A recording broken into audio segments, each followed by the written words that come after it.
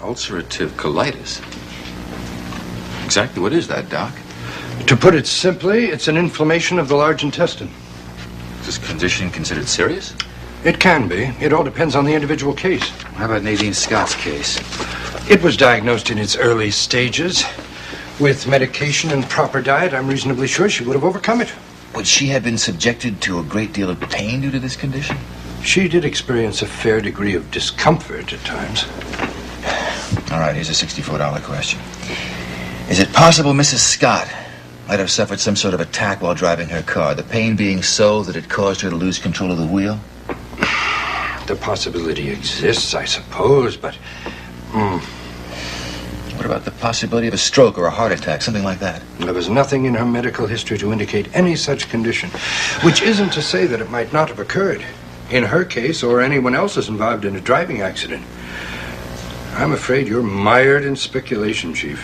Yeah, that's the word for it, all right. Come in. Chief, oh, excuse me, I didn't know you had company. No, Deborah, come on in. You should be part of this discussion. Detective Deborah Saxon, Dr. Jeremy Stewart. Pleased to meet you. Hello? Dr. Stewart was Nadine Scott's physician. He ran tests on her in the hospital, diagnosed her as having ulcerative colitis. I'm afraid I'm not familiar with that. Come on, sit down. Thank you. It's a condition that I was hoping would explain the reason for the accident, but the doc can't back me up on that. Well, finding out the reason for Nadine Scott's death has become more difficult, especially since last night. You went to see Raven last night. I tried my best, Chief, but she absolutely forbids us to conduct an autopsy. You should be made aware this type of response is common among relatives of any newly deceased person. Still, we should know why the woman lost her life. Well, look, you tried your best. Let's just leave it at that, all right? Chief, I'm not satisfied. In fact, one of the reasons I'm here is to ask you if you'll make this autopsy a police order.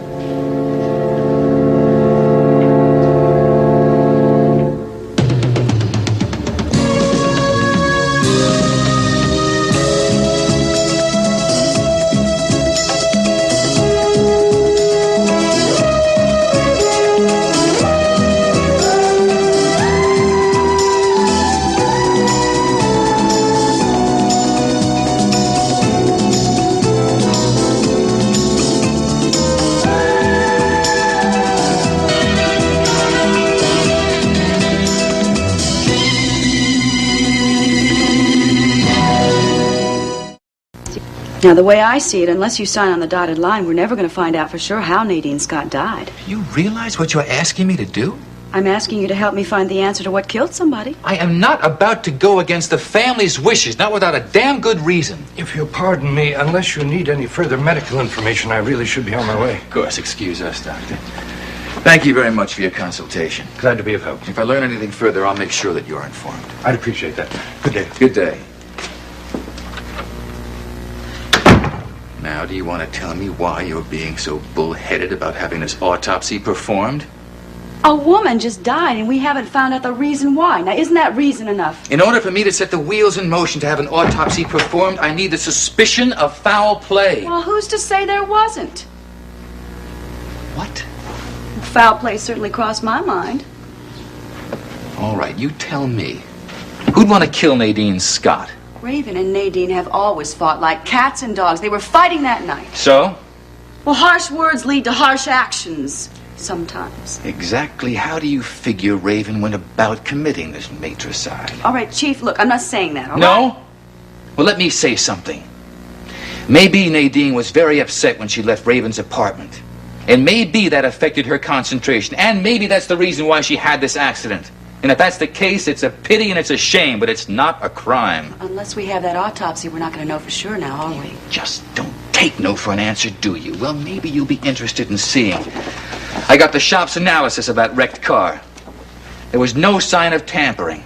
So Raven did not siphon out the brake fluid, and she did not cut the steering cables. Not that she'd even know where they were. Chief, just because the car was in good shape doesn't mean the driver was. Now, Calvin and I just got through doing a thorough investigation of the scene of the accident, and we came up with nothing. Now, there's got to be an answer in that woman's body.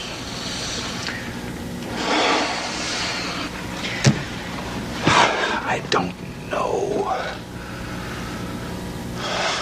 I'm sure that you can justify a police order, Chief.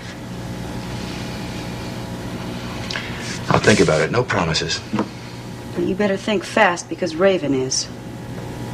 What's that supposed to mean? She had her mother's body sent over to the funeral home this morning. She'll probably have her 6 feet under by this afternoon.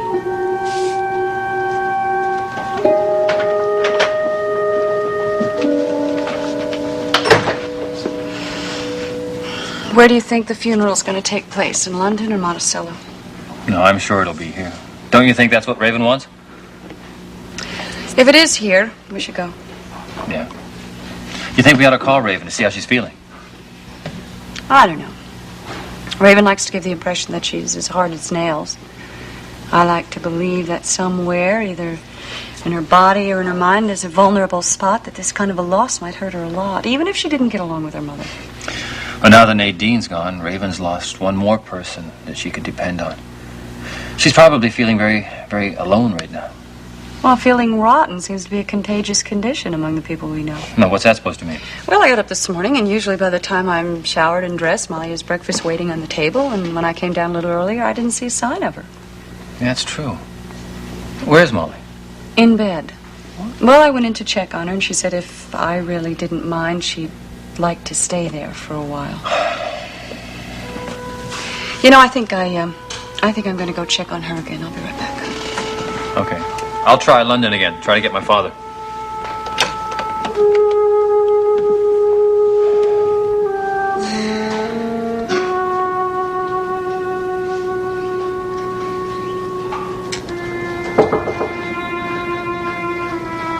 Yes? Molly, it's Mrs. Scott. I'll be right. Just a minute, Mrs. Scott. Be right with you. All right, please come in. How are you feeling? Well, I'm all right. I'm fine, really. You sure? I'm very sorry I stayed in bed so long. I just couldn't keep to get going this morning. I'll be dressed and right out to make breakfast for you. It's all right. We've already eaten. We're just managing fine. Oh, I don't want you to think I'm gold-breaking. It just isn't really me. I know it isn't, Molly, and that's why I'm a little worried. Well, please don't worry. I just didn't sleep very well, that's all. You look upset to me. Maybe even depressed. I know when people get into those moods, they have a tendency to stay in bed. You got to know me pretty well, didn't you? Yeah. Listen, I just want you to know that if you feel it'll help to talk to anyone... Oh, Molly, look, it's about Emily, isn't it? I am worried about her, Mrs. Scott. Oh, very worried. Molly, we're all very concerned about Emily. When I went to see her the last time, I stopped in to see the doctor, and he told me that she was beginning to speak. Well, that's encouraging. Yes, I was very excited, and then I went into her room, and my heart sank. Why? She was talking all right, but she wasn't saying anything that made any sense. She's still, she's still in all that world of her own. Molly, it's going to take time. I know, but it's just so terribly, horribly sad to watch. Oh, I'm terribly sorry. I wonder, do you think that I have lost Emily forever?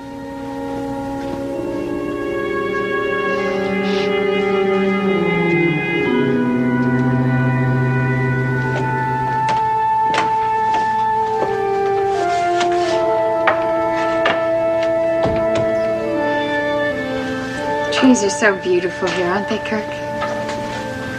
You know, we're going to have to start thinking about all those leaves falling. They're going to be all over the lawn. You know, I think I saw a rake in the garage, but I'll have to check on it. We could clean up the yard together if you'd like. I think it'd be fun. You know, when we get time, I'd really like to move that piano right in front of the bay window so I can look out when I play.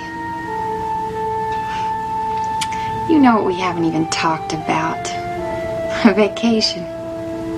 You've been working so hard at the factory. I'm sure you'll have time coming up, and we really should get away.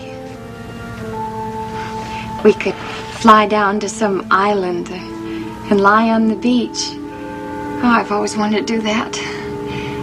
Or we could even hop in the car and go sightseeing. It really doesn't matter. Just as long as we're together. Kirk? Kirk, don't go away. Why are you leaving me? Don't leave me. I don't know what I'll do if you leave me. Don't go away. Don't. No. Everything is going to be fine. No. He's gone. Kirk's gone. He's gone away. He's gone away. This isn't your home, Mrs. Michaels. This is Monticello General Hospital. Do you know where you are? Do you have any idea?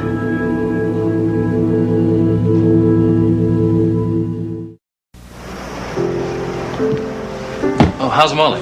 Oh, she's still in bed. Look, if she's not feeling well, why don't we call Miles, have him come over and take a look at her? Because there's nothing wrong with Molly physically. She's heartsick over Emily. Can't blame her for that. Oh, now, come on, you're not feeling guilty. Emily's illness isn't your fault. Oh, I know that. But I can sympathize with the way Molly feels. You know, Molly was more than just a housekeeper. Emily was like her daughter. Yeah, well, you know, there's very little you've said about that time. There's not much to say. Is it because you don't want to talk about it? No, it's because there are big gaps in my memory for the last 6 months. I remember so few specifics.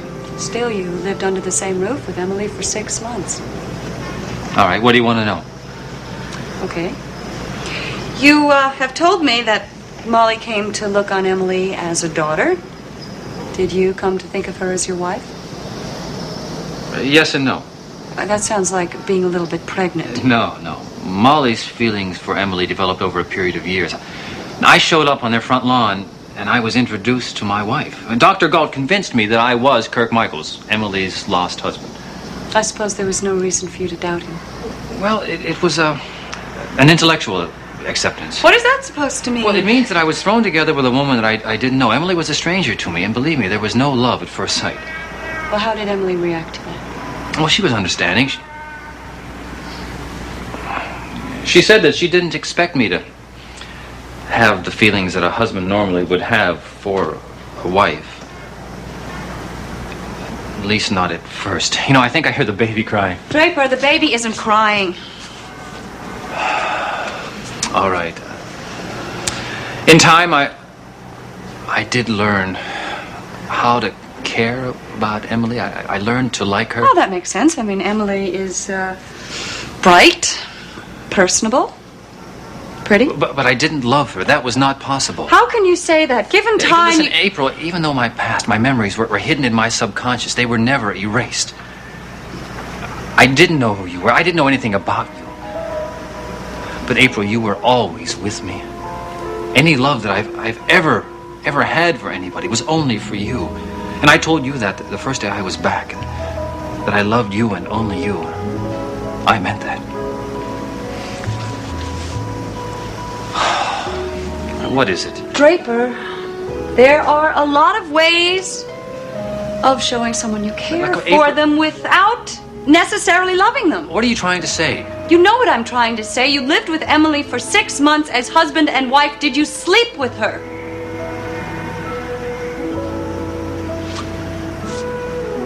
I don't know. I would greatly appreciate you being honest with me. There's no need to protect me, and it's a perfectly understandable question considering the circumstances. April, I'm telling you the truth. It's one of the blank spots that I have. I don't know. I truly don't know.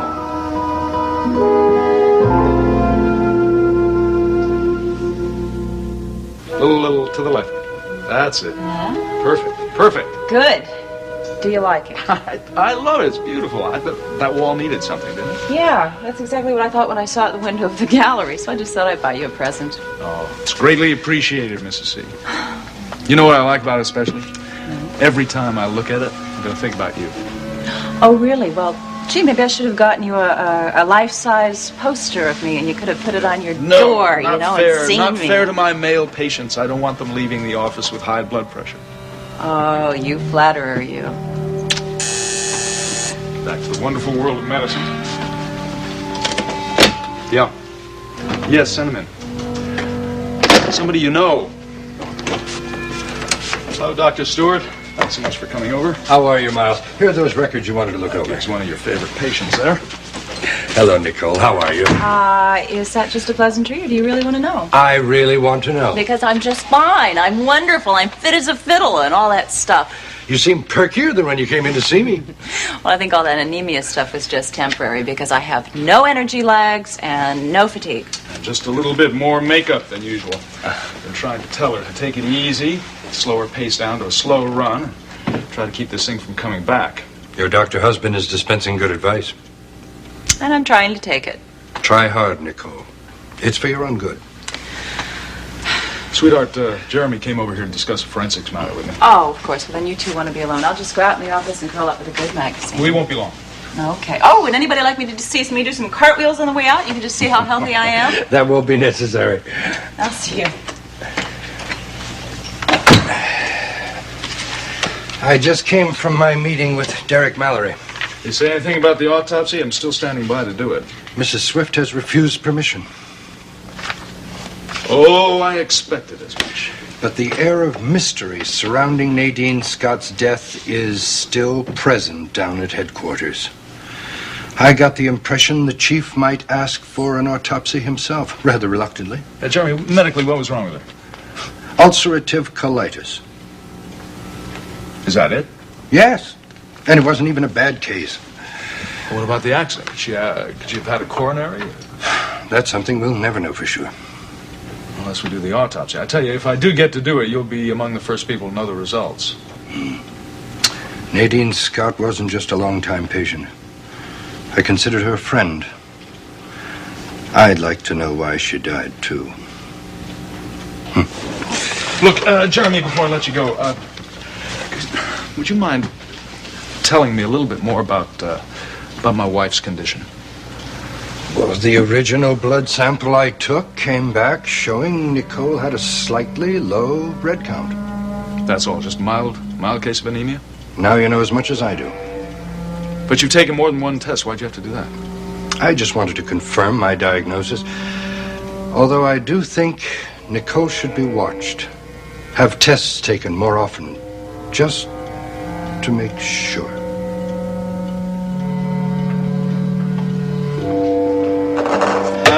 And game. You win again, huh? Yep, let's see. That means you owe me $7,432,608.43. Yeah, well, who's counting? Yes, huh? well, I tell you what. Next time we have to pull a late shift, if you spring for the coffee, I'll consider it square. I think I can live with that. Thought How you about would. double or nothing for the $7 million? Well, okay, but the way you're playing tonight, this is just money in the bank. I'm kind of surprised that you usually beat the pants off me at this. Well. Ready? 1, 2, 3. Well, everybody's entitled to a bad day, right? Yeah, well, if I had to take a guess, I'd say your mind is someplace else. Calvin, I know it's a long shot, but I just cannot get this possibility out of my mind. Yeah, what possibility is that? Well, don't you think Raven's capable of just about anything? Oh, come on, Red. Now, you're going to start this all over She's again. done terrible things in the past. You know, I think your desire to find the cause of Nadine Scott's death has addled your brain. Well, don't you think it's possible? You want to discount the idea that maybe she was involved? Red, and all the things, all the mean, underhanded things that Raven has ever done, there's never been any indication that she is in any way capable of anything as drastic as this. There's always a first time.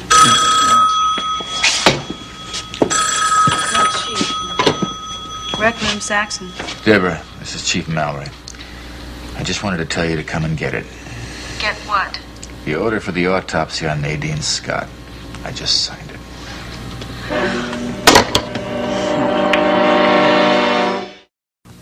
The doctor can see you now, Mrs. Cavanaugh.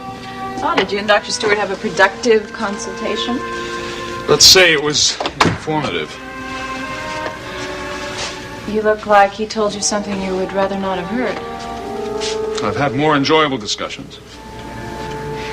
Am I right in thinking that you two talked about something other than forensic medicine? What makes you think that? Oh, my ears were burning the entire time I was in the waiting Your room. name did come up, yes. But why, Miles? I told you I was fine. Listen, I'm not going to apologize for being concerned about your health. I happen to love you, and it gives me a vested interest in it. Well, I appreciate that, but it isn't necessary. I want you to get checked out once again, all right? This is a most disturbing request. Well, you'll notice all the I's are dotted and all the T's are crossed. It's a perfectly legal document. Oh, yes, everything appears to be in order. We have the van from the police morgue outside, so if you can just tell us where Mrs. Scott's corpse can be located. Well, I'm afraid you can't do this.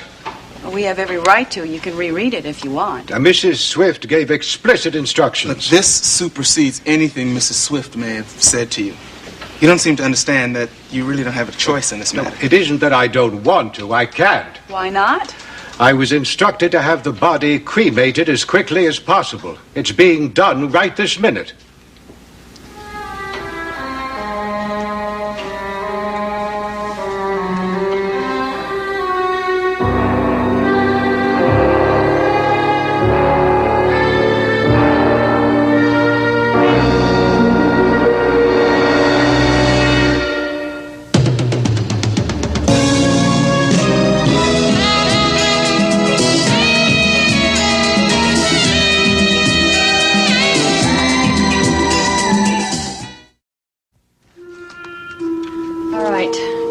Quiet now for a while?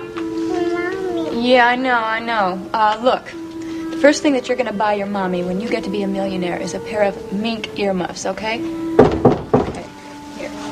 Sit down. There you go. Here's something to eat. Hi,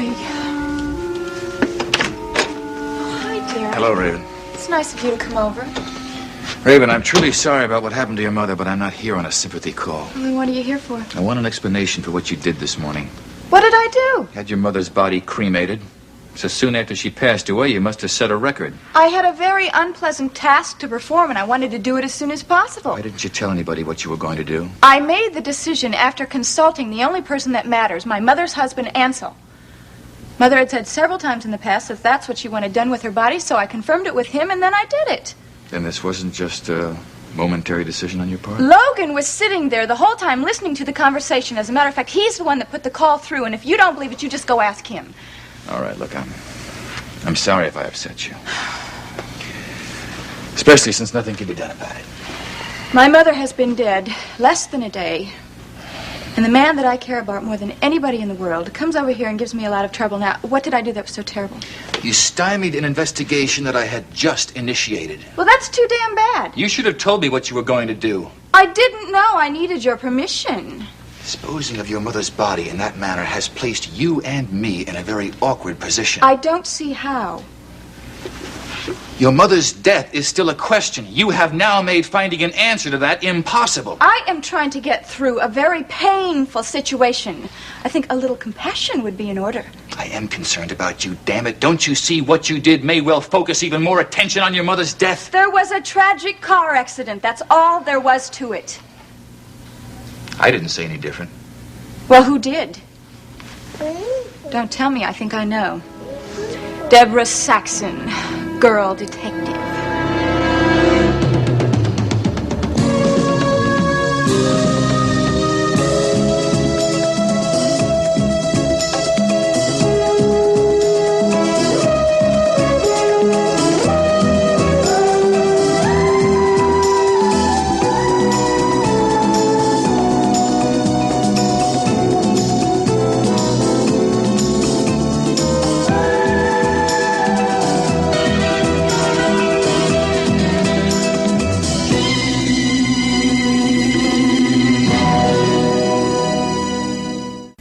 Why don't you just tell that red-headed detective of yours to let me and my mother rest in peace? You will have to admit this accident had some unusual aspects. What, for instance? A car crashes into a steel pillar on an empty street on a crystal clear night for no apparent reason. There was a very apparent reason. My mother obviously had a terrible seizure. I talked to your mother's physician. She wasn't all that sick. Well, I'm sorry, but that must have been what happened. Did you see an autopsy would have ascertained You're that not for going us? to get your autopsy, Derek, so will you please stop picking on me? The issue is closed, isn't it?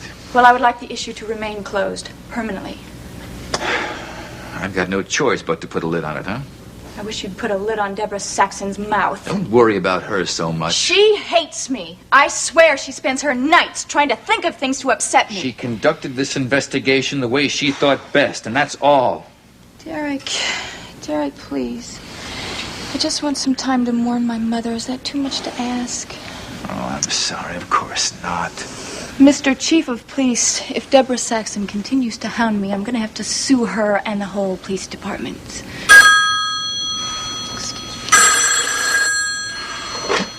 Yes, hello. Mr. Peabody. Oh, yeah, sure, put it through. It's a long-distance call, family business. All right, I better get back to headquarters. Again, I'm sorry about what happened to your mother. If you need anything, you call me. Thank you. Bye-bye. Yes, Mr. Peabody. I've been trying to reach you for hours. I'm returning your call as soon as possible. Mrs. Swift, would you mind telling me what's so urgent? Yes, I have some very tragic news. My mother, Nadine Scott, died last night. Mrs. Scott is dead? How dreadful. As her lawyer, I thought you should be informed. I knew she wasn't feeling well and went to the States in the hope of effecting a cure. Well, Mother was killed in an automobile accident, ironically enough. My sympathies to you, Mrs. Swift. Your mother was a lovely woman. Thank you. I'm heartbroken, needless to say. Has Mrs. Scott's husband been notified? I'd be happy to take care of that if you'd rather not deal with it. No. Ansel has been informed. As a matter of fact, the urn containing her ashes should be sent later today. Then I suppose I'd better begin the execution of her will. Well, I guess that would be the thing to do. Mrs. Swift, you do realize that your mother had some changes made in her will several months ago, that you're no longer mentioned in it? Yes, I know. In case you have any intention of initiating litigation to contest the document, Mrs. Swift, I feel it incumbent upon me to tell you that the way the changes were made would make it virtually impossible for you to defeat her wishes. I have no intention of trying to defeat her wishes. You're making my job very easy for Mrs. Swift. Thank you very much. You're very welcome. I would like to ask one favor, though. Well, insist upon it, actually. I'm more than willing to accommodate any reasonable request. I know that many of Mother's bequests were made to charities and certain institutions, and my mother was not particularly publicity conscious, so I would like the contents of the will to be confidential. Oh, have no fear, Mrs. Swift. We'll be very discreet. No one will know the contents who is not personally involved. Wonderful, wonderful. You've made me feel much better. If there's anything I can do, please contact me. Thank you, Mrs. Swift. Goodbye. Thank you. Bye-bye. Well, Jamie, everything is going as smooth as silk. And pretty soon, you are going to be Jameson Swift, millionaire. And since a little boy like you doesn't know how to deal with the world of high finance, well, Mommy will just have to help you. Show you how to spend your money.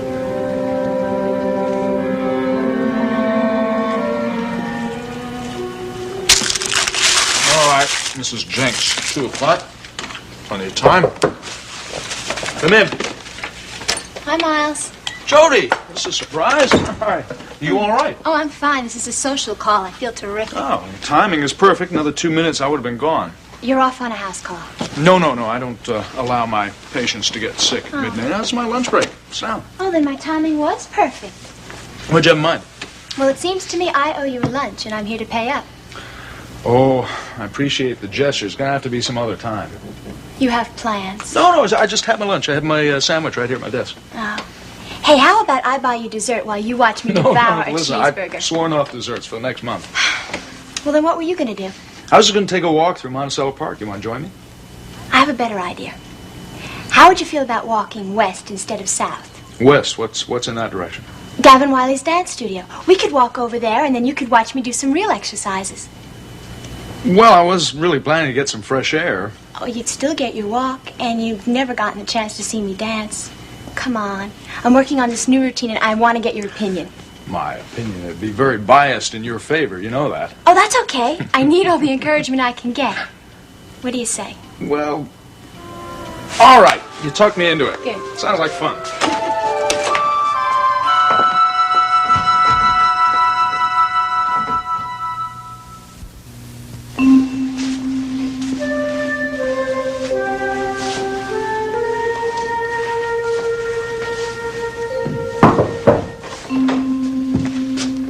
Hi, Gavin. Kelly. Hi. Hey, what happened? The cleaning lady decided not to show up? You're looking at the cleaning lady. And the handyman. And the window washer. Gee, I didn't realize it took so many talents to be a dance instructor. What can I do for you? I tried to call Jody over at the Kavanaugh's, but she wasn't there. So, I figured I'd pay a visit to her second home. Well, she does have a lesson scheduled in an hour. She should be here to warm up soon. Good. You don't mind if I hang out, do you? I suppose not. You didn't happen to bring any jazz shoes with you, did you?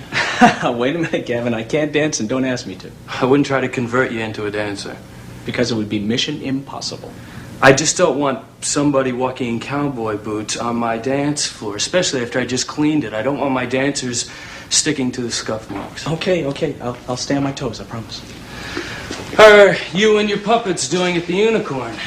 Oh, we can't complain. From what I've heard, you've become a pretty big hit. Yeah, I guess we have. For someone who worked really hard for this big break, you don't sound all that enthusiastic. Now, don't get me wrong. I mean, working in front of a live audience like that every night is great. My boss is the thing that keeps it from being perfect. You and Mr. Dorn don't see eye to eye? Not recently. That guy runs hot and cold. You know, one minute he's your best friend, and the next minute he turns on you like you haven't done a single thing right since the first day you started working for him. My ex-lady friend, Heather, said he was a pain to work for. She also said he was an incurable skirt chaser. And he's chasing the waitresses around the Unicorn. Not to mention any pretty young thing that happens to come through the door unescorted. Sounds like a first-class creep. Yeah, the only woman that I've seen that's able to tone down his playboy image is Raven Swift. Do me a favor. What? Keep an eye on Jody. I do that without you asking. I mean, when Elliot Dorn is around. I don't want him bothering her, and I want to hear about it if he does. What do you want me to do? Come running down the street calling for you? I just don't like the idea of her having to deal with harassment on the job. And you think I do?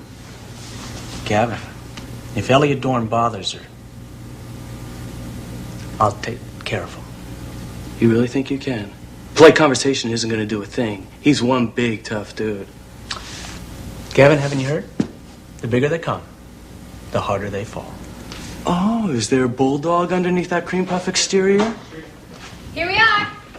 Well, look who's here. More of my devoted admirers. Oh, hi, Jody. I've been waiting for you. Hi.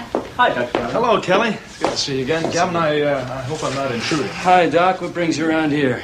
My sister-in-law. Let's sit right here. It's the best seat in the house, okay? Now, Gavin, would you be a dear and put the music on for me? Now, I want to use that routine that you and I have been working with. It's not finished yet. And you know how I feel about performing works in progress. Come on, it doesn't matter. I'll do it right before my lesson. It'll be like exercising. Relax, got it. Come on, Kenny, let's go. Huh? Oh. Over here. Yeah, sure. Okay, now. It looks really good. Let me take my skirt off. Okay, Miles, now remember, I want your honest opinion, okay? Yes, ma'am. Okay, Gavin, get ready. I'm ready, okay.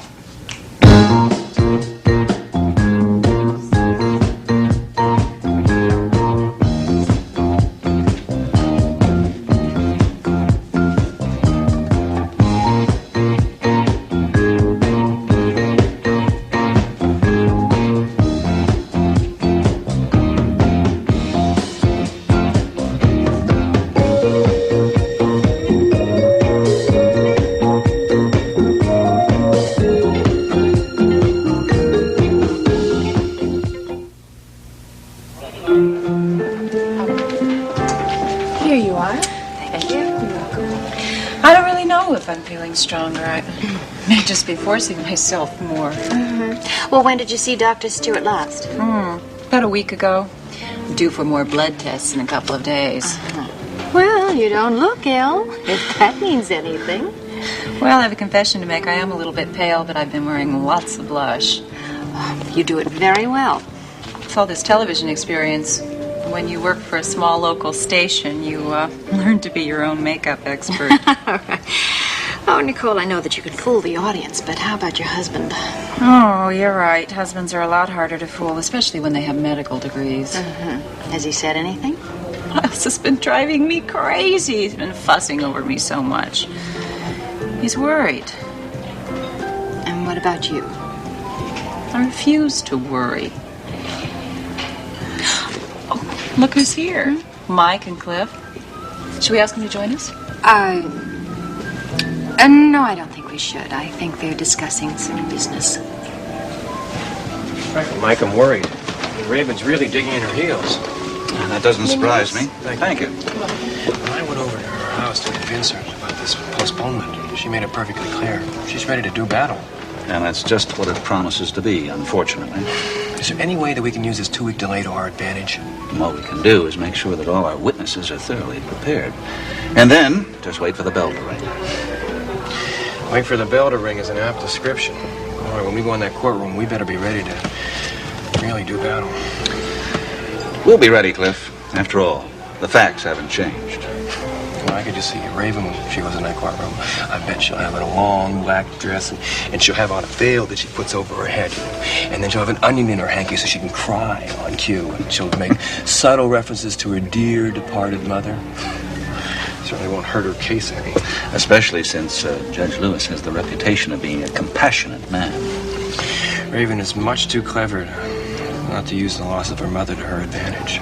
But Cliff, her mother's death really isn't germane to the issue of whether she's a fit mother. I certainly hope that Judge Lewis feels that way. I mean, Raven just lost her mother. He's going to take her baby away, too. Of course, you realize now that Mother has died, everything has changed. Yes, I'm sure it has. For one thing, there's no longer any question about Jamie's inheritance, is there? Your mother didn't change her will. No, she didn't change the will. Jamie does not have to wait till he's 21 to get his money. And when will he get his little bundle from London? Well, it's going to take a while. The will has to be probated and all that. I see. So I think you have rather mixed emotions at the present. No, I don't. I have only one emotion. I feel awful. I loved my mother. Oh, yes, of course you did, darling. I spoke to her solicitor in London, and he's going to take care of everything. Right now, there's only one thing that I'm worried about. Oh, I didn't know you feared anything, Superwoman. You know exactly what it is. Oh, I do? Let me guess. Is it animal, vegetable, mineral? How many guesses do I get? It's definitely animal. It's you beast. Me? How can I pose any threat to you? Why don't you just use your brain? Although I know it's rusty from inactivity. I see what you mean. You mean that silly letter of yours I have in my possession? Yes, I want it in my possession. You do? Oh, well, I think our relationship has been so much better since I have that letter in my safekeeping. I'd be very hard put to let it go. Everyone has their price. You can't afford me, darling. I have an offer to make you. A 12-year-old bottle of scotch won't do it. Raven. I have a better offer than that. As a matter of fact, I think it's one of those proverbial offers that you can't refuse.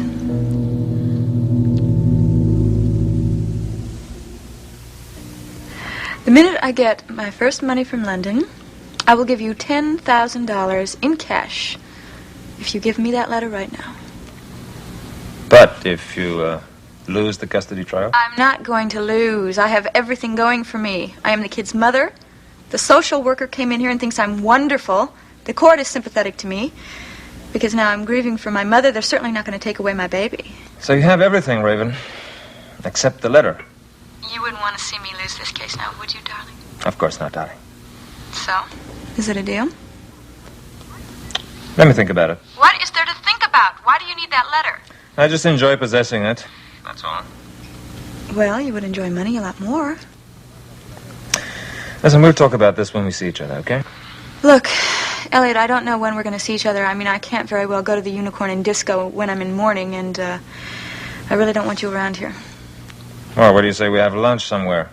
Or maybe just a cup of tea? Cup of tea, huh? Yes, what do you think? When do you think it can be arranged? Raven, are you there? Yes, I'm here. Look, I don't know when it can be arranged, and I really don't want to talk to you anymore right now. I'll talk to you later, okay? Bye-bye.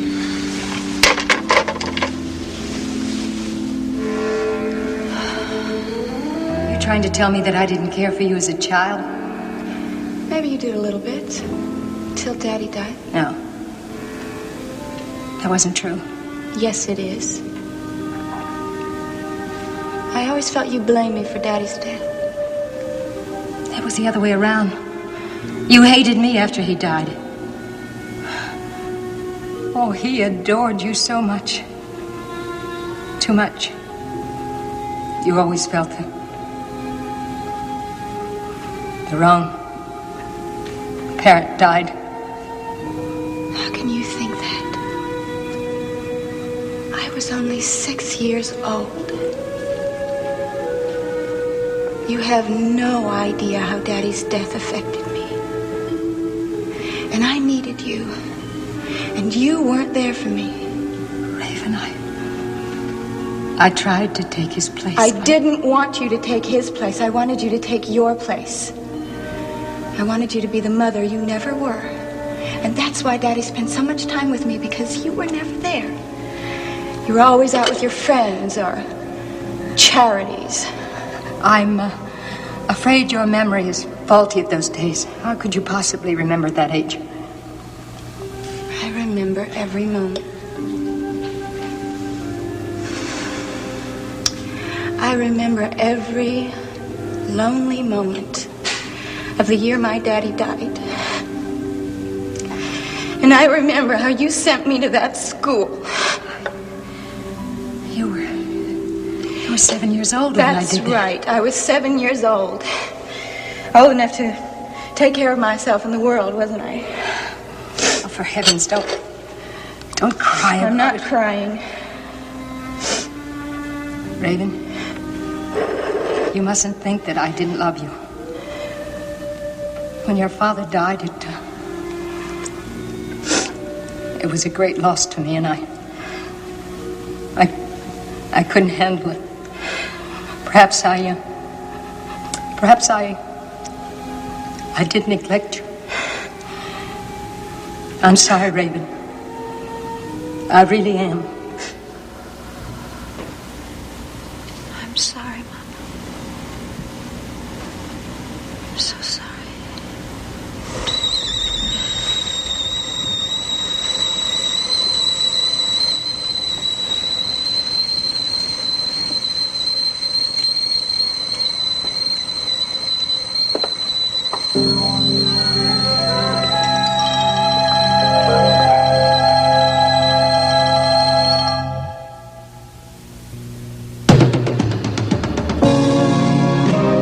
Seems as though a harmony is hard to find.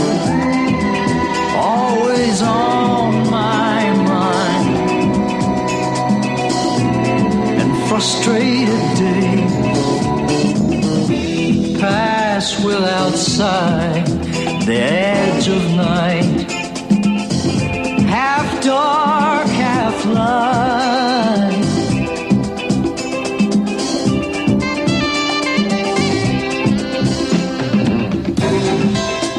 Do you think we might wake up someday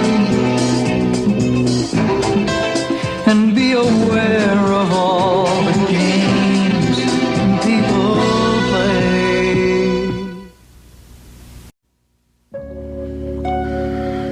I don't want you to work too hard, and I don't want you to stay there too late. Honey, I am not going to work. I'm just going to the office to say hello to Mike and Cliff Nelson. Then why are you bringing a attaché case with you? April, I'm taking this along in case there are a couple of papers I want to bring home. Now, come on, this is not my first day at school. It is the first time you are venturing out of this apartment alone into the real world. Boy, you're pretty when you worry about me. Don't ever stop. Bye-bye.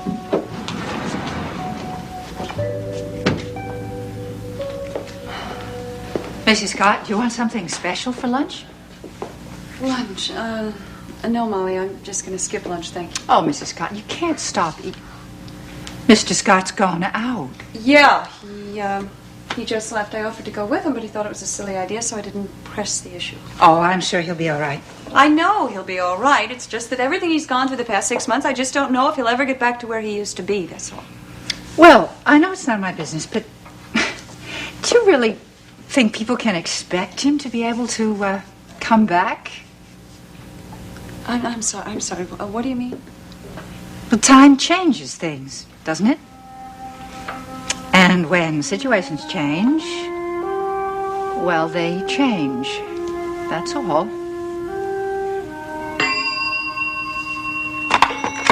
Oh, hello. Thank you. Yes. That's Mr. Swift. He's on his way up. Logan? I wonder if you want to see Draper. Oh, doesn't matter. I'm sure they ran across each other in the lobby. Yeah, I guess we'll find out soon enough.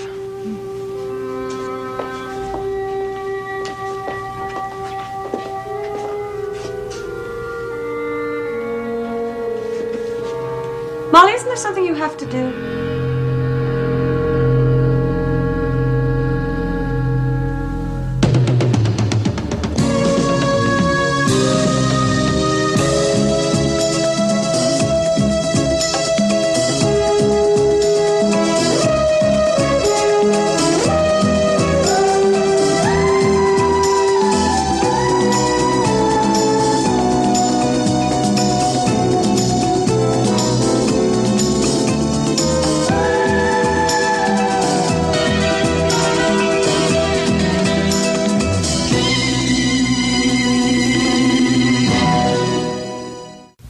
No, I didn't see him. We must have walked right past each other. I didn't know he was going out today.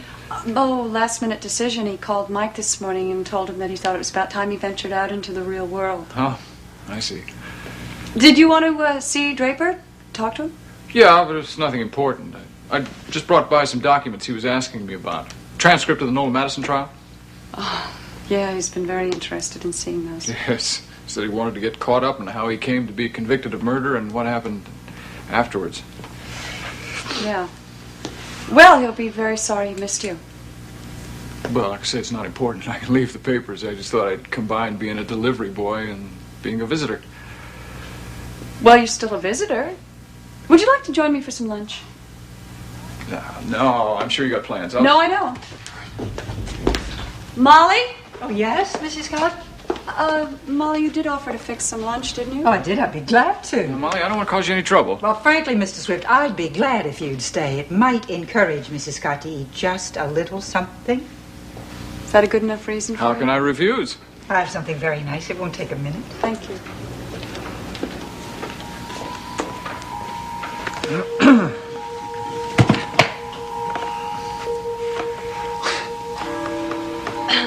So how's Draper doing? He must be feeling better if he went back to work. Yeah, Draper's fine. A little unsure of himself.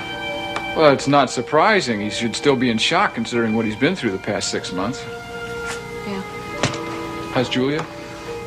She's fine. I guess she's in a little bit of shock, too. I mean, after finally being introduced to her daddy after all these months.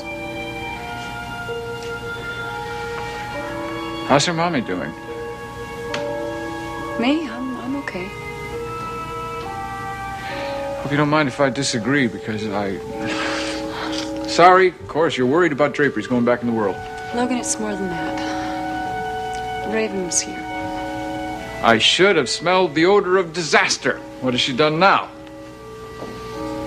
Logan, she told Draper that we had fallen in love with each other.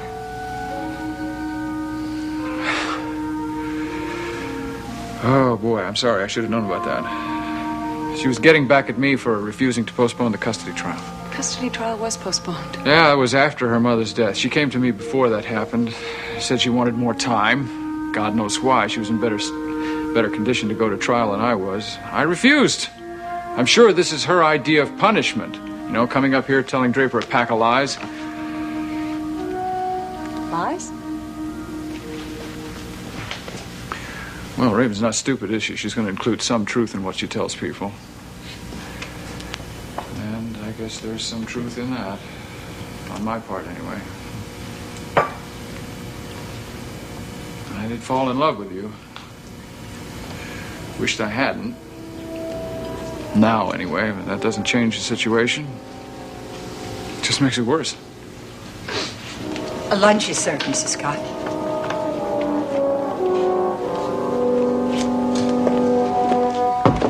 Yeah. Hey, Mike, look what I found. Come on. Draper! Hey, Mike. Welcome home. I thought it was a ghost, but they didn't say boo when I said hello, so I figured it must be flesh and blood. It's great to see you back here, Draper. In the flesh. Well, it felt a little strange, but the minute I walked in the door, I was like I'd never left. Do me a favor, will you? Don't go back to your old office just yet. It'd feel very peculiar. It's not my office anymore. Sure it is. As soon as I move everything out of there, I redecorated it in a combination of early Danish centerfold and French provincial mess. Let's not rush into things. Draper, why don't you sit down? Thanks, Mike. Cliff, you realize that Draper's not back in harness yet. He might want a little more time to recuperate. No more time to recuperate. If I do any more of that, I'm going to start climbing the walls. What I need now is to get to work. See? I better go clean out the office. Cliff, relax. We don't know whose office is whose yet. And we're not going to make that decision until we consult with the interior architect. What do you mean? You mean you haven't heard the news? Prentice and Samuels are moving out of the building. What difference does that make? It's only a two-man office. And their two-man office just happens to be right next to ours. So I've made a deal with the building management. We're going to break through a wall and use their space. That's a good idea, Mike. Well, since we're going to be a three-man team, we're going to need that extra space. Not to mention a few more clients. Cliff, don't worry. We'll get those. Yeah. One of these days we'll be one of those big law offices with 20 names on the door. No, we won't. 3 is going to be just fine. Yeah. Carr, Nelson, and Scott. Well, keep it alphabetical, right? Wrong. Okay. Carr, Scott, and Nelson. That better?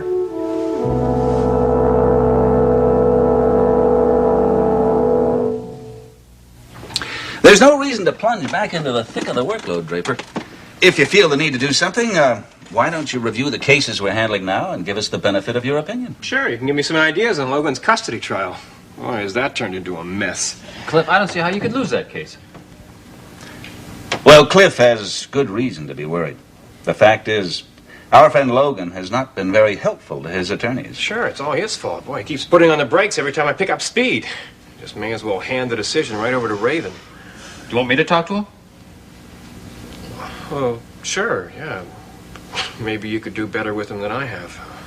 You know, if it wasn't for your wife testifying, it wouldn't be worth going into court. Well, it's going to be an uphill battle because Raven has the advantage as the mother, and apparently she's been taking excellent care of the child. Please, don't mention that point. What do you mean? Well, it's all my fault. I had this brilliant idea, you know. I decided to stick this welfare woman on Raven. Benita Thomas is her name. She's the kind of woman that renders objective opinions for courts. Oh, what an opinion. She must have caught Raven on a very good day. The statement the court received made Raven sound like the mother of the year. Look, I know it sounds bad, but the judge hasn't heard how Raven tried to abandon Jamie, and I know that happened because I was there. Sure, but, don't you think that's one of those your word against mine situations? You know, now that Raven's letter doesn't exist.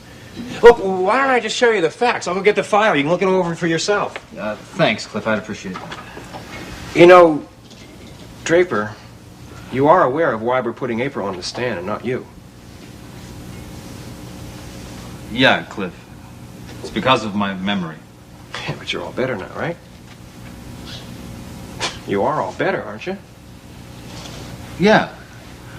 I can remember everything up to the train wreck. But after that, it gets a little hazy. Hey, don't let it worry you. Don't worry about the custody trial either. We'll figure out something. The opera isn't over until the fat lady sings. Hi-ya-ta-ho-ya! Hi-ya-ta-ho-ya! You know, it must really be an experience having that guy around here every day. Oh, it is.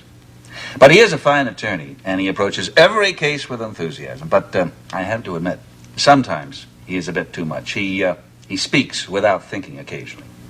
Yeah, I experienced that when I came through the door. Oh? What did he say? He asked me how it felt to have been a legal bigamist, to have had 2 wives. Oh, you shouldn't take that seriously.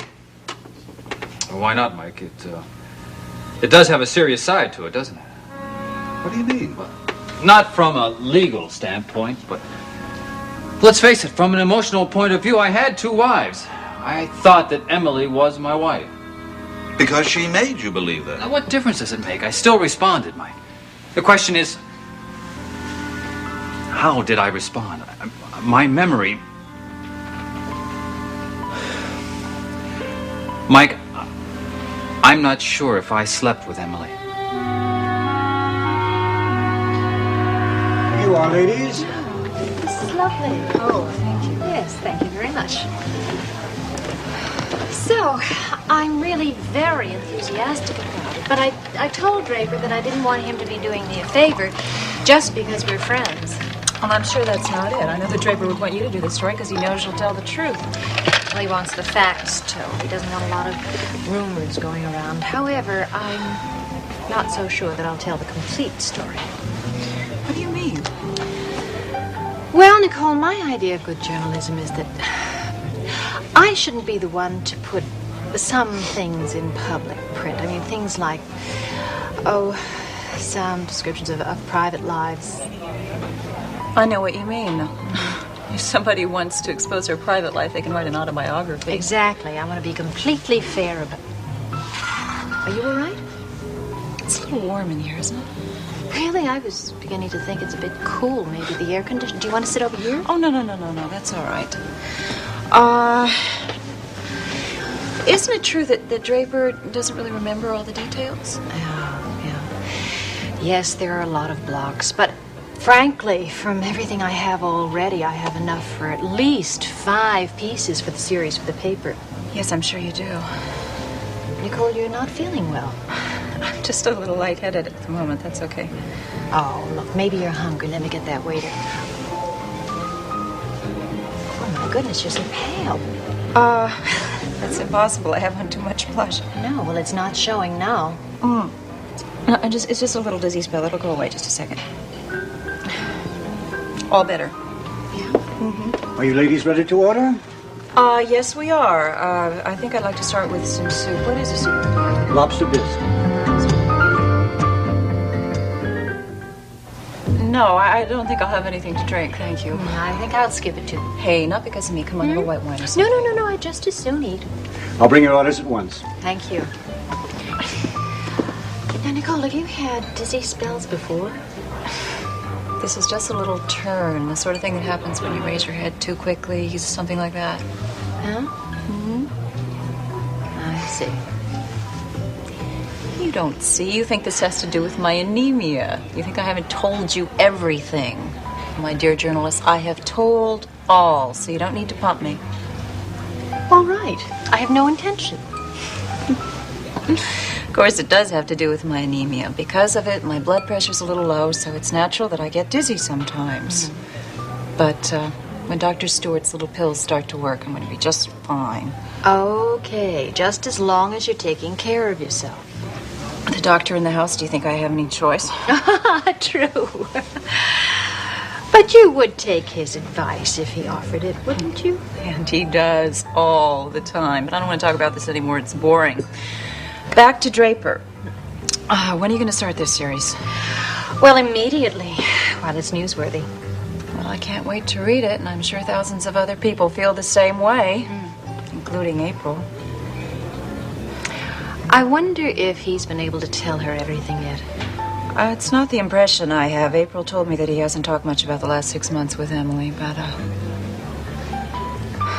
I think that's understandable. Would you like to go outside and get some fresh air? No, Nancy.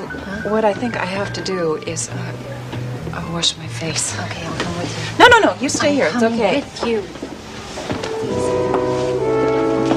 So tell me, Doc, am I going to live? Oh, I think I can give you another 90 years or so. Oh, good. You made a very nice recovery. Doesn't mean you can stop taking care of yourself, however. Well, I never lived a healthier life. I eat 3 meals a day. I sleep 8 hours a night. And you also work about 7 hours every evening at that discotheque, and you dance how many hours a day? Just a few. How many's a few? Come on, be honest. Well, it varies. I'm not dancing all the time. Sometimes I'm exercising, too. Just give me some idea of how many hours a day you spend in Mr. Wiley's dance studio. About 6 hours a day, I guess. All right, 6 hours and 7 hours working. That's 13 hours of hard physical activity. I'm sure even Gavin warns you that overdoing it can be dangerous, doesn't he? Yeah, he's always telling me what to do. Really? Well, I guess because I don't pay him anything, he thinks he's allowed to. You don't pay him, how come? Because things are different between us now. Gavin is my personal impresario. Thinks he's going to make a star out of me so he can be rich when I start doing movies and plays. Are you serious? Yeah. The funny part is he's serious. I mean, I'm not a bad dancer, but I'm not that good. And Gavin is a wonderful teacher. So if he thinks he can make a star out of me, who am I to say no? Well, that's an interesting development, isn't it? Well, the only thing that has me worried is I signed a contract. Contract? What kind of contract? Well, it doesn't say anything about money, except in vague terms. All he wants is my body and my soul. What? Well, here, I'll show you. Gavin wants me to swear that I'll do everything he says concerning my dancing. It sounds awful the way he words it. Makes me practically a slave. Yeah, all the Well- same, I'd like to read this, if I might. I'd be very grateful if you read it, Miles. Oh, I gotta go. Simon Legree's waiting for me right now. I'll tell you what, I will see you at home tonight. We can discuss this, okay? Okay. Bye-bye. Thanks, Miles.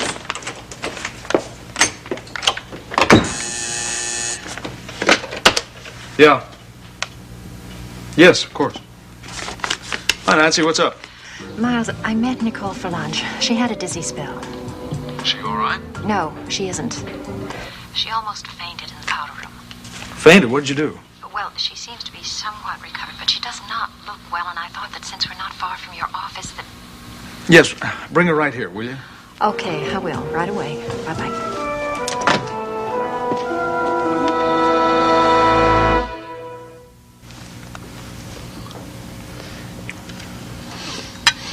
Good, isn't it?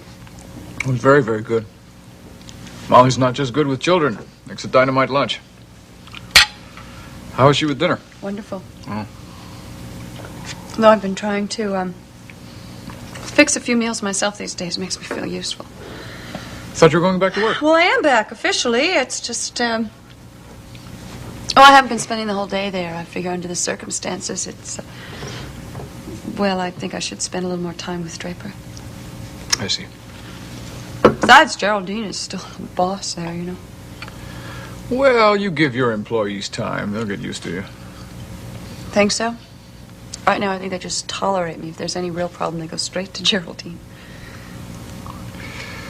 I'm torn. I'm sorry for you, but I'm very happy for Geraldine. The job is working out as well as it is. She's thrilled with it. She's having a wonderful time. It's amazing how things work out, isn't it? Too bad everything couldn't work out like that. Oh, excuse me.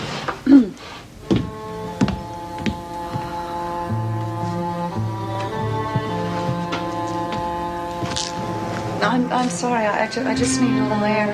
I'm sorry I upset you. You didn't do anything. Yes, I did. I fell in love with my best friend's wife. And if that wasn't enough, I came into her home, and I told her about it when it could do nothing but cause her pain.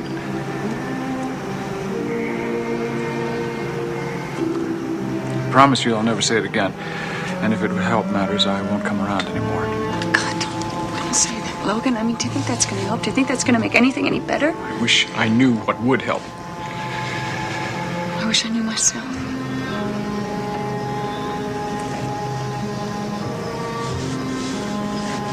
You never said that you felt about me the way that I felt about you, and I don't think you did. You were too much in love with Draper. And you love him now.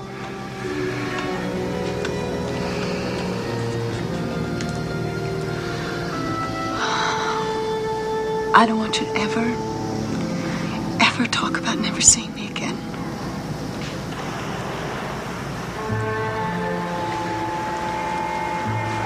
I think it's an option we ought to consider. It's an ugly option. And it's not right. It's not fair. I don't want it to end like this.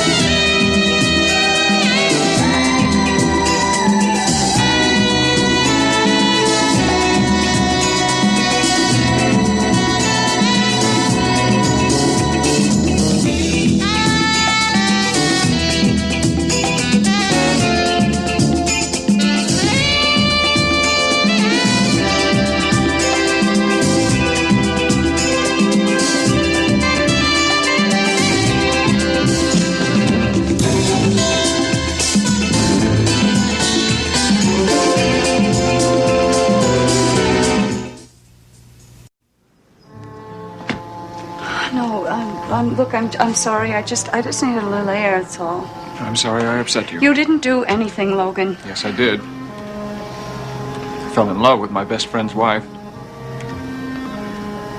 If that wasn't enough, I came to her home and told her when it could only cause her pain. Well, I promise you that I won't say it again. And if it'll help in any way, I won't come around here anymore. You don't think that's going to help, do you? You don't think it's going to make anything any better? Wish I knew what would help. I wish I knew myself. You never said that you felt about me the way I felt about you, and I don't think you did. You loved Draper too much at the time. Of course you love him now, so...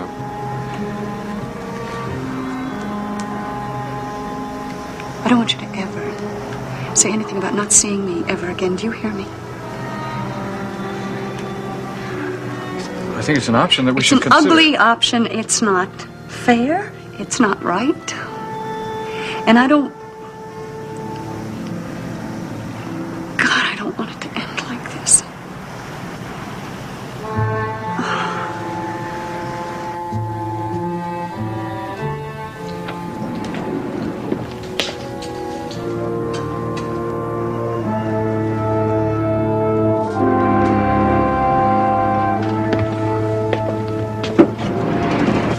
What? God, did you hear something? No, what? Sounded like the elevator. I was wrong.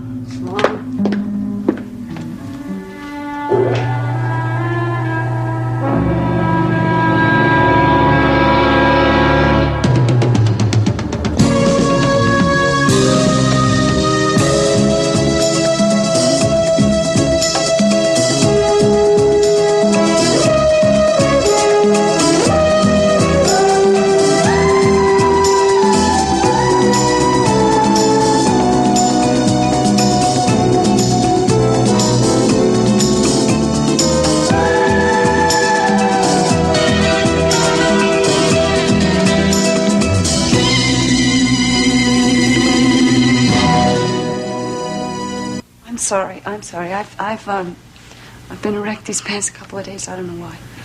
Don't you? Logan, I should be smiling all the time. My husband has come back to me.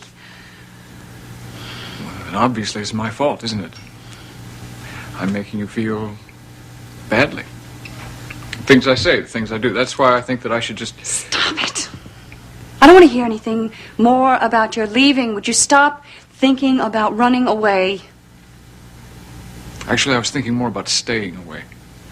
It's the same thing.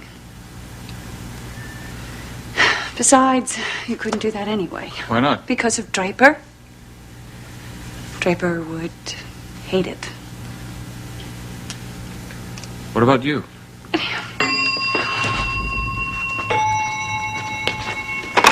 Yes, Oscar. Well, why are you... Okay, fine, thank you. It's very strange. What? Oscar's announcing Draper. I guess it's because Draper hasn't been around in so long. He thinks of him as a stranger. Hey, Logan. Draper?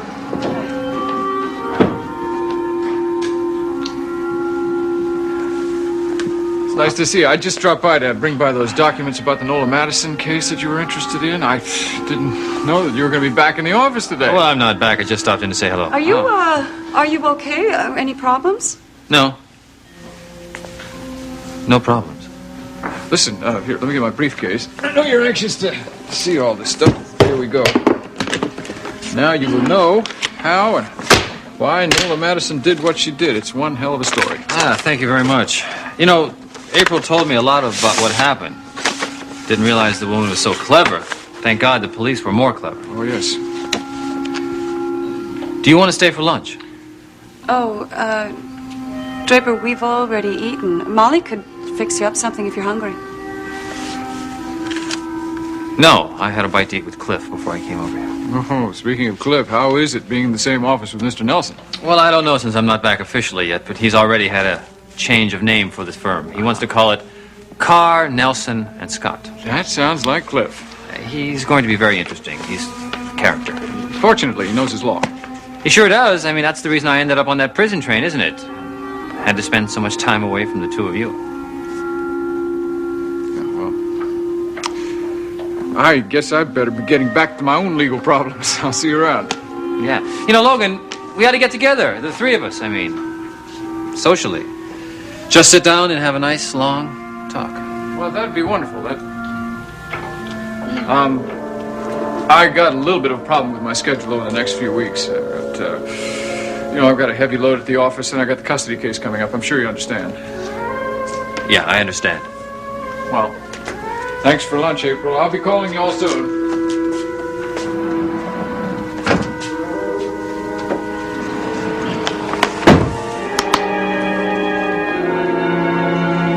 So stupid. Miles, I'm sorry. Nancy insisted on doing this. Blame me all you like. Miles is the only doctor I know of in the neighborhood. Besides, my fees are very low. Sit down. Tell me exactly what happened. Well, nothing happened, really. We were just sitting at the coach house, and, I don't know, I guess that drink went to my head. No. We didn't have any drinks. Right, well, that's true. Anyway, we were sitting there and waiting for a drink or for lunch or something like that, and I just got a little dizzy. That's all. Just a little dizzy, or did you black out? Oh, I didn't black out. No, I didn't. Just sitting there, and the whole restaurant started to go around in circles. Hey, where is that merry-go-round restaurant? Wasn't that in Washington, D.C.? I don't know how anybody could possibly eat when an entire restaurant just won't stand still. Nancy, maybe you better tell me what happened. Obviously, my wife's still a little bit giddy, drink or not. Well, she started getting dizzy at the table, and she turned very pale. Was she warm? Yes, quite. Perspiring. And the restaurant was really quite cool. And, she said she wanted to go in and wash her face, so I went into the powder room with her, and just as she was leaning over the sink, she started... They must have thought I was drunk. There goes my reputation at the carriage house. Had you taken any medications, sweetheart? Yes. That's it. Of course. I've been taking that medicine every morning. I must have had a reaction to it. You see? Now, we're going to see, all right. I'm going to take you inside and give you a little examination. Nancy, can you wait Yes, for surely. Come on, let's go.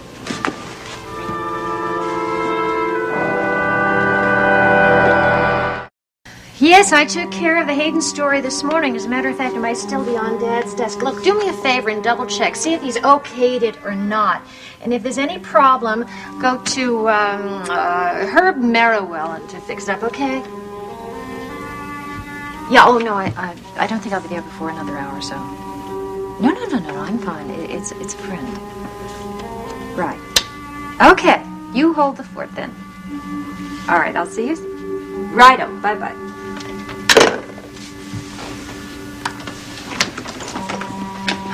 Well, oh, you're looking much better. Well, my husband has that effect on me. And they say that doctors shouldn't treat their wives. Well, I didn't treat her. I just examined her. Hey, maybe I'm pregnant. No, I don't think that's the reason for all of this. Well, what do you think is? I think it's pretty obvious. Dr. Stewart says I'm anemic. I was just a little more anemic than usual today. Well, I think that's the probable cause, except your blood pressure was abnormally low.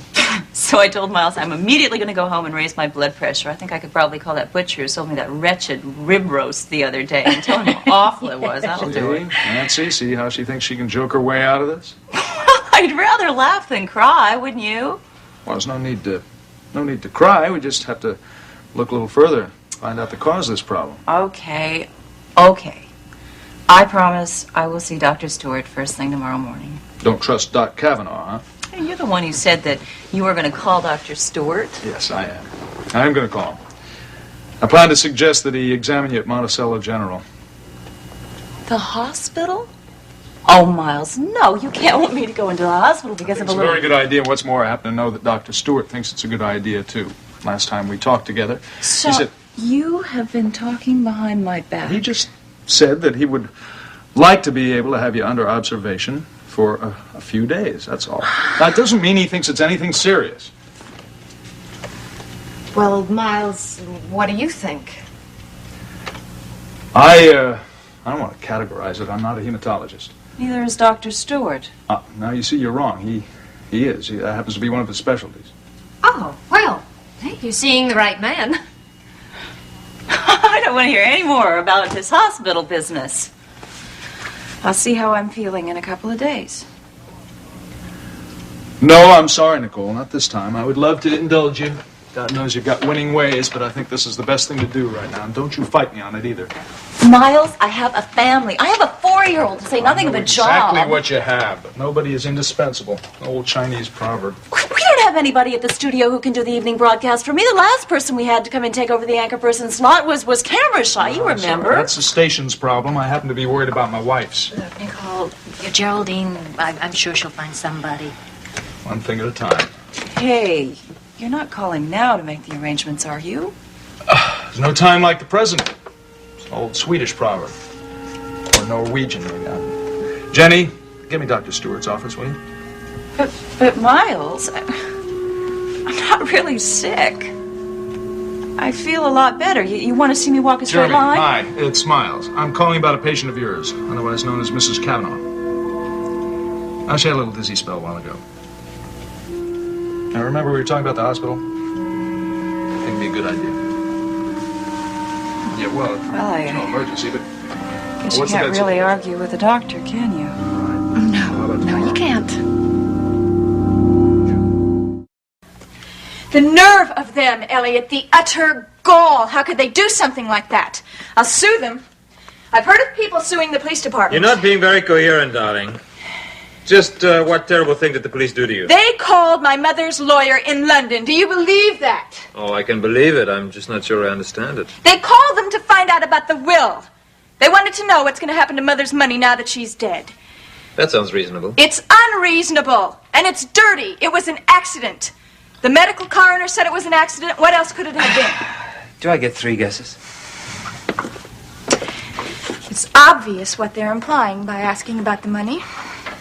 They're implying that there was foul play. Foul play. I love that phrase, don't you? It still sounds like it comes out of some Victorian melodrama. I hate it. And I'm not going to let her get away with it. Who? Deborah Saxon. I'm sure it was her idea to call London. She would like nothing better than to prove that I had something to do with Mother's death. And of course you hadn't. Of course I didn't. Why would I want to hurt my one and only living relative? Don't forget Jamie. Oh, not that you would, considering his newfound wealth. Well, thank God Mr. Peabody had the sense not to tell them that Jamie inherited everything. Mr. Peabody being the solicitor? Yes. I'm lucky he was discreet. So very British. Oh, I'm going to get her. I'm going to get her good. Darling, if you don't mind me saying so, I think you should emulate Mr. Peabody and be a bit more discreet in this matter. Why should I? Why shouldn't I get her for this innuendo? It was slander. She hasn't really accused you of foul play, darling. She's just trying to find out if anyone had the motive to kill the poor lady. That's what the police normally do. Not in the case of an accident, Elliot. She wants to see me in jail. She hates me, and she has for years. However, I just might take your advice. I won't get her yet. What are you thinking of doing? I'm going to be very cooperative. I think I'll call her up and go over there and tell her that I know nothing about the will except for one thing.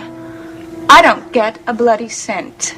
And poof, there goes my motive for foul play. Until she finds out about the baby. I'm sick and tired of your innuendos.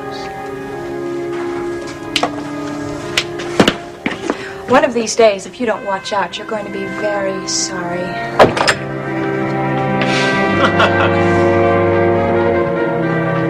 You know, I actually think you walk around looking for trouble. I don't know anyone who sticks out their neck as much as you do. A police officer is supposed to show initiative, Calvin. That's the first thing we learned at the academy. What you call initiative, most people call just plain chutzpah. You know that word? Yeah, I know that word. I know a word, too. In fact, I know 2 of them. Qui bono. You ever heard of that? It's Greek to me. You're shot. Actually, it's Latin. It means who benefits. Who gets the advantage? You remember that from the academy? Right, I remember it from the academy. Whenever you're investigating a crime, you're supposed to find out who would have benefited by the crime. Right, and that is exactly why I called London, to find out who is going to benefit from Nadine Scott's death. But that's where you went wrong. You're supposed to ask that question in the event of a crime, which this is not. Maybe. There you go again. You know, I think you're actually going to try to turn this accident into some kind of vehicular homicide. What are you going to prove? Somebody tampered with the brakes? Or the driver. Meaning Raven, of course. Calvin, I have got this feeling. And we've got to trust our feelings in police work. That's all we've got. Now, maybe they never came out and said it, but there is such a thing as a smell of a crime. And this one smells, believe me. There wasn't even a body left over for the autopsy. Well, that Calvin. proves nothing if you ask me. Well, I'm not asking you. Okay, well, let me ask you something. Are you sure this isn't some kind of personal vendetta? Why don't you ask me another question? No, I mean it, Deborah. Are you sure that you're not so anxious to stick it to Raven that you're not indulging in some sort of wishful thinking, huh? I am indulging in a little discreet investigation. Not anymore, you're not. Don't forget what the chief said. Oh, no. Deborah, you have spent your last apartment nickel on that phone call to London. Now, why don't you just forget this? Calvin, I can't forget it. The answer isn't as simple as somebody just running off the road for no apparent reason in the middle of nowhere with nobody around. Now, there's more to this story than anybody knows about, and I intend to find out everything I can.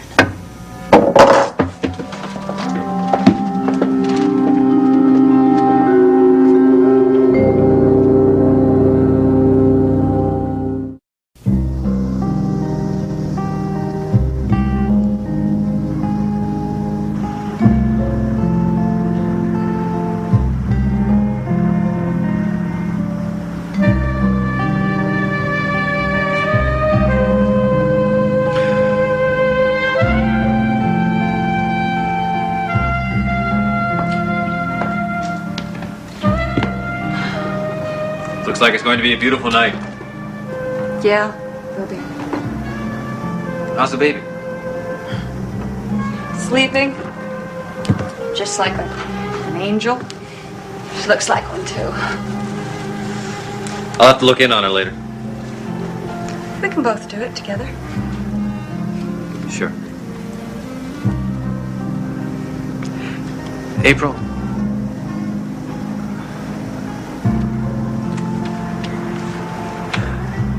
I just want you to know that I love you. I know you do. I love you, too.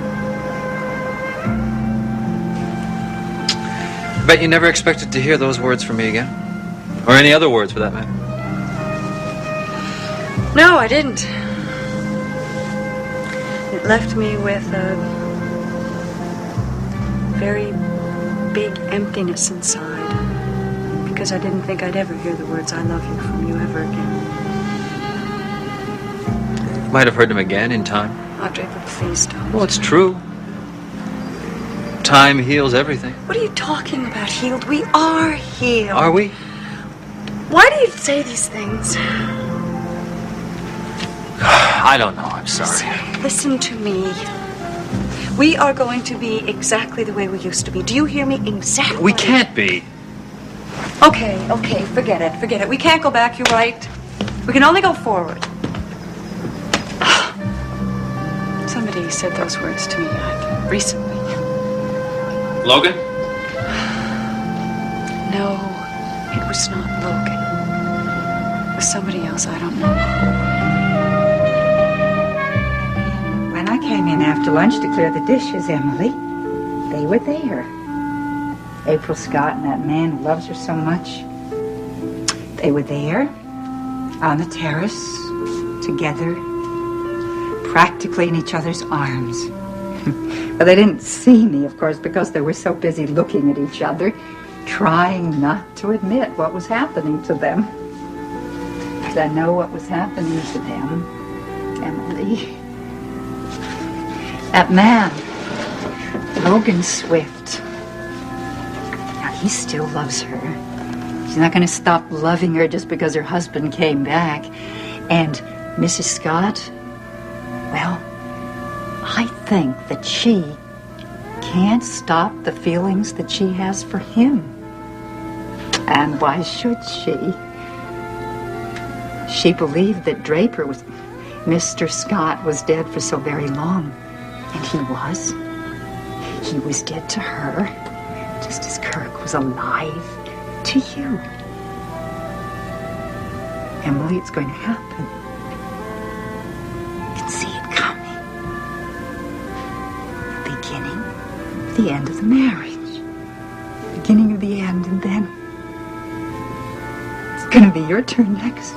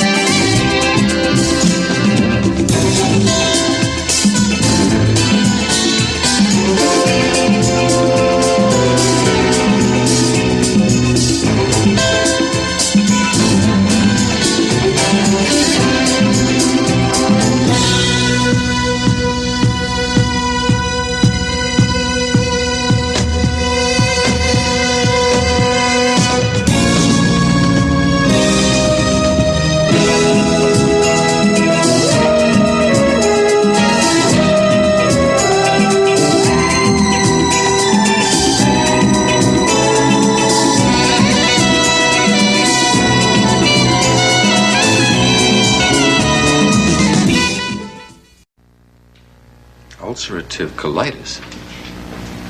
Exactly what is that, Doc? To put it simply, it's an inflammation of the large intestine. Is this condition considered serious? It can be. It all depends on the individual case. How about Nadine Scott's case? It was diagnosed in its early stages. With medication and proper diet, I'm reasonably sure she would have overcome it.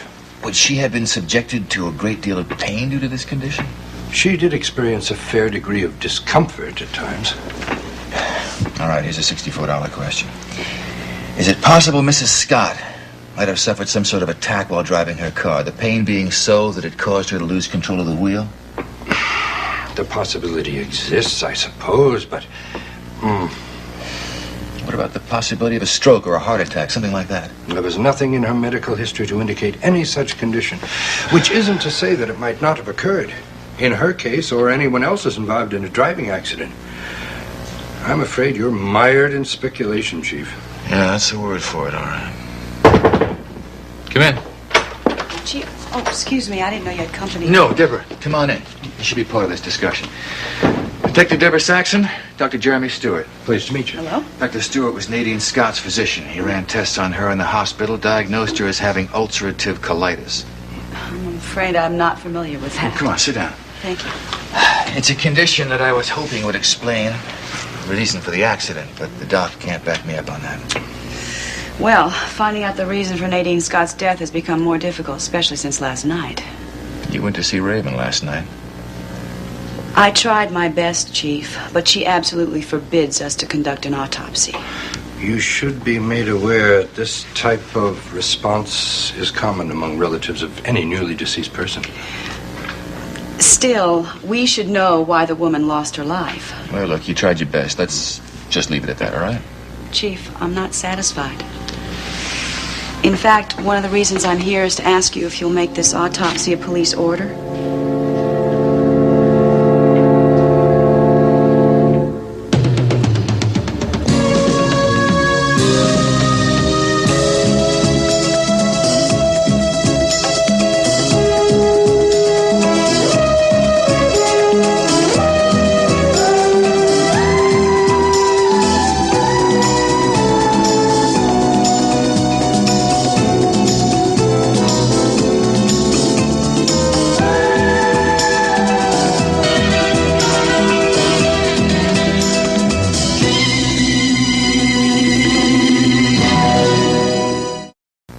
Now, the way I see it, unless you sign on the dotted line, we're never going to find out for sure how Nadine Scott died. You realize what you're asking me to do?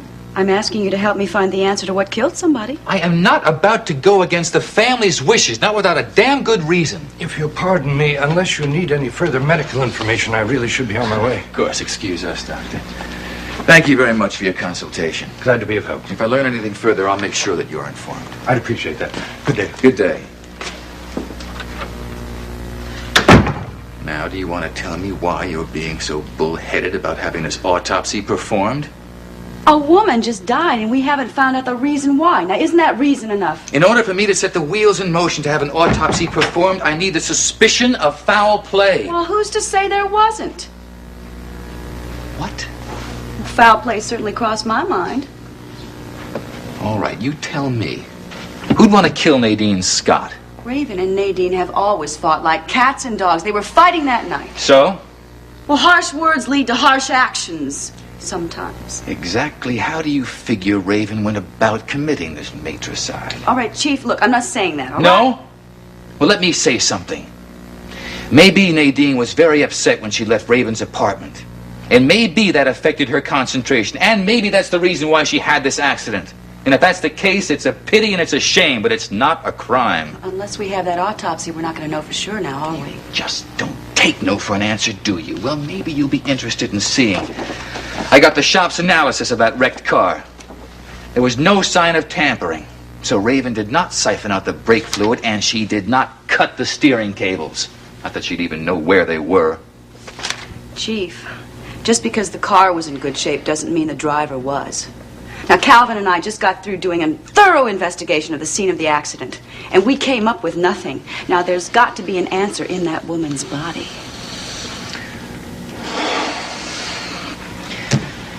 I don't know. I'm sure that you can justify a police order, Chief.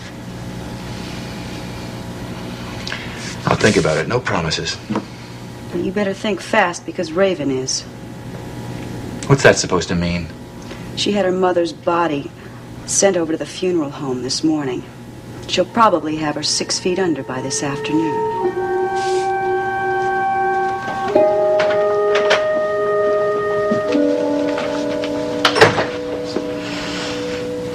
Where do you think the funeral's going to take place? In London or Monticello? No, I'm sure it'll be here. Don't you think that's what Raven wants? If it is here, we should go. Yeah. You think we ought to call Raven to see how she's feeling? I don't know. Raven likes to give the impression that she's as hard as nails. I like to believe that somewhere, either in her body or in her mind, there's a vulnerable spot that this kind of a loss might hurt her a lot, even if she didn't get along with her mother. Well, now that Nadine's gone, Raven's lost one more person that she could depend on. She's probably feeling very, very alone right now. Well, feeling rotten seems to be a contagious condition among the people we know. No, what's that supposed to mean? Well, I got up this morning, and usually by the time I'm showered and dressed, Molly has breakfast waiting on the table, and when I came down a little earlier, I didn't see a sign of her.